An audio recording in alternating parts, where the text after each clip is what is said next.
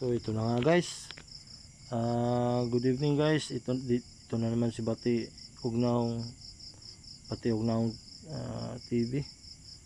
Ito na pinakahintay natin na laban guys.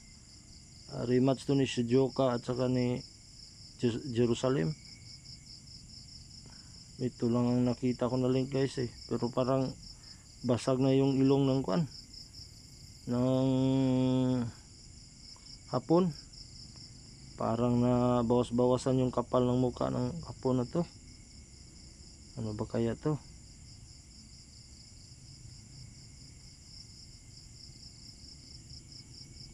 Sa makikita natin guys, medyo pagod na yung dalawa. Round 10 na kasi to. Ay po rin po guys, kapag mananalo si Melvin Jerusalem dito guys, meron silang unification fight ni Colyaso. Natalo po siya dati niyan via 8 round TKO.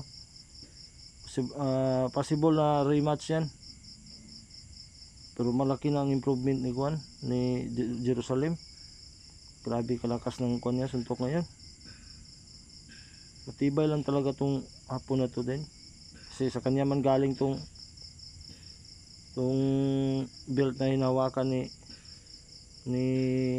Jerusalem. Former world title holder din to. Pasensya na kayo sa Tagalog ko guys, medyo nabulol-bulol ba. Mahirap talaga pag high school graduation guys.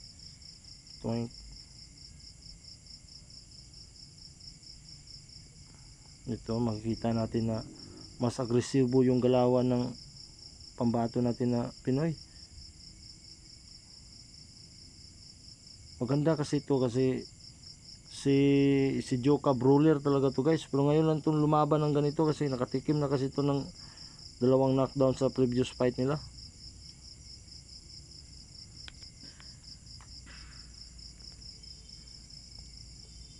Cheer po natin yung Pinoy guys, yung pambato natin na si Melvin Jerusalem. Proud tayo na lumaban to sa ibang bansa. Home court pa to ng ng hapon.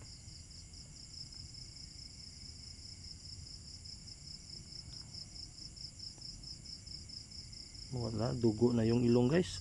Tinamaan na naman ng straight right. Lakas nun guys. Malakas din tong hapon talaga. Mga warrior din tong hapon guys eh.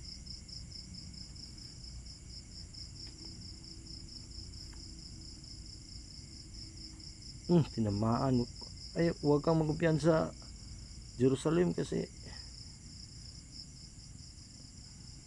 dito na tayo sa round 11 guys. Hopefully na mananalo yung natin, yung kababayan natin na si Melvin Jerusalem.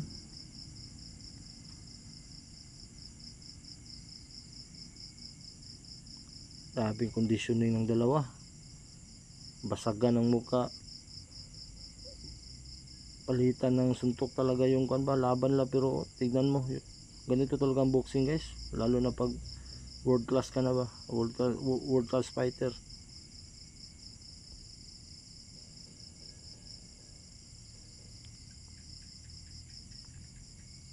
Mas matalino talaga si Melvin Jerusalem guys, kasi yung mga kombinasyon niya guys, piling-pili ba.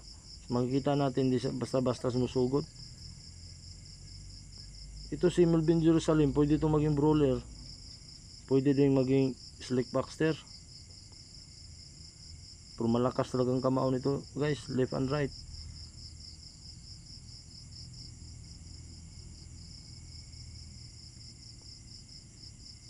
Pareho tong si pala guys, si Joka guys, southpaw to. Orthodox man si yung kababayan natin. Kalakas na straight right, straight left yun.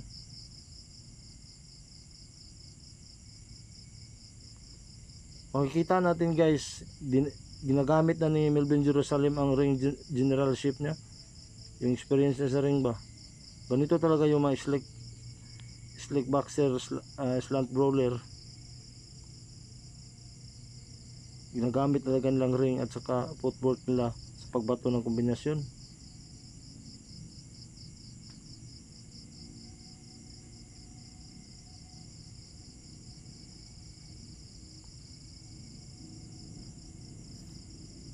Gigil na gigil yung ano, yung Hapon. Makita mo ba na siya talaga naghabol dito sa scorecards? Guys, napipila niya na behind siya sa scorecards nito. Masisense mo natin kasi yung takbo ng laban ba.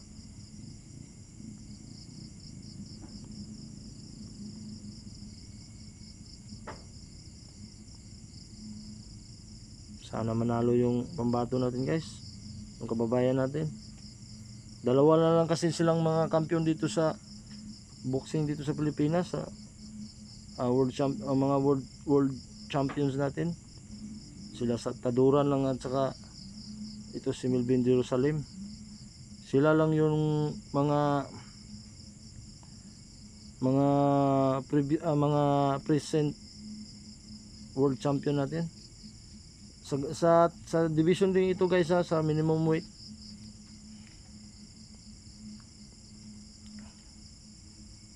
Nakikita natin guys na ito na guys, championship round na guys.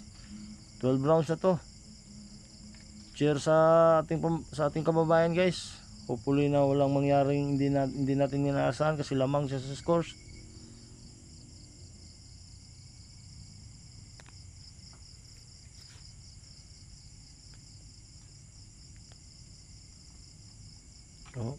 Makikita natin guys, parang ina-outbox na lang ni Melvin Jerusalem yung kalaban niya na Hapon.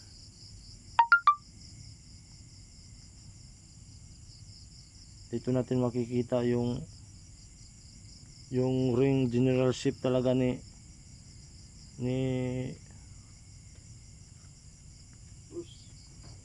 ring generalship ni Melvin Jerusalem.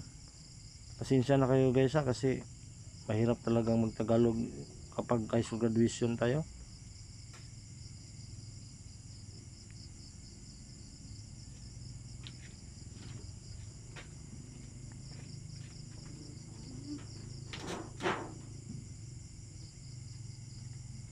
Tinamaan yun ng kombinasyon guys. Grabe yung kombinasyon na binitawan ni Jerusalem, ang bilis.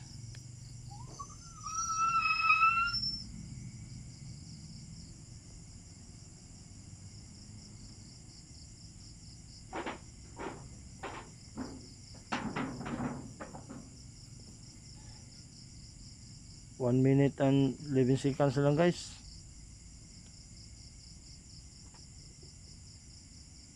Wag kang magkumpiyansa sa Jerusalem kasi wala na guys. Pasag na yung ilong guys. Yung ilong talaga guys, nabasag. Hilo guys. Tinamaan yun ba? Job lang yun. Pero hindi na nakumpiyansa si Juan guys, si Melvin Jerusalem. Parang tatapusin na lang niya ito ang round na to. Sigurado na panalo sa Pinoy guys.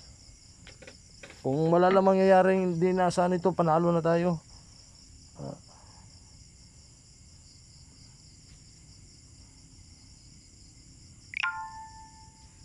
Tignan mo guys, hinahabol talaga ni si Joka yung one knockout punch ba, yung tinatawag lang Hail punch, Hail Mary punch.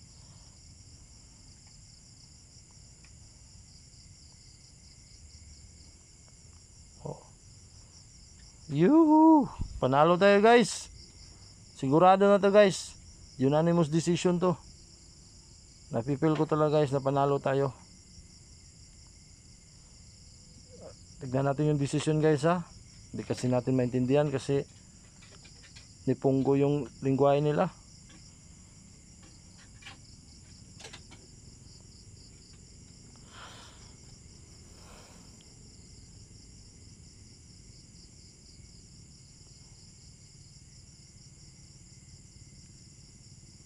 Ito na guys. Yes guys, panalo po tayo guys. Matagumpay na nadipinsahan ni Melvin Jerusalem yung titulo niya. Ayun lang po guys. Mabuhay Pilipinas.